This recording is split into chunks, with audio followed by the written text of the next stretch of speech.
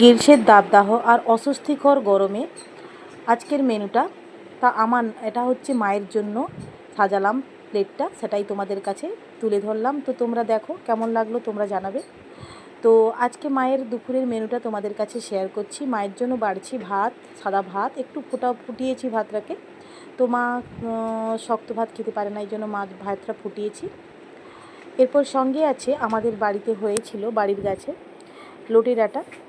তো সেই লটি ডাঁটাকে বেগুন, আলু আর মিষ্টি রাঙালু আর হচ্ছে বড়ি দিয়ে বানিয়েছি, কিন্তু খেতে ভালোই হয়েছিল। আর আছে সঙ্গে একটা মায়ের জন্য সেদ্ধ ঝোল বানিয়েছিলাম। এটা হচ্ছে পেঁপে, বরবটি আর গাজর, কুঁদরি আর হচ্ছে বিনস, এইসব দিয়ে একটা ঝোল বানিয়েছি। আর একটু চাটনিও করেছি সঙ্গে। তো আমের পুরো ছাল সমেত সব মশলা পাউডার দিয়ে একটা সুস্বাদু সেন্ট আমের চাটনি হয়েছে, তো খেতে দুর্দান্ত হয়েছিল।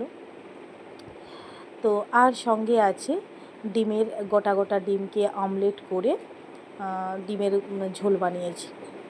তো গোটা ডিমকে আমলেট আমার ছেলের পছন্দ, ও এমনি গোটা ডিম ভালো লাগে না খেতে, তো সিদ্ধ করে ভালো লাগে না, এই জন্য ওর জন্য ভেজে আলু দিয়ে একটা ঝোল করেছি। তো এই ছিল আজকের দুপুরের মেনু।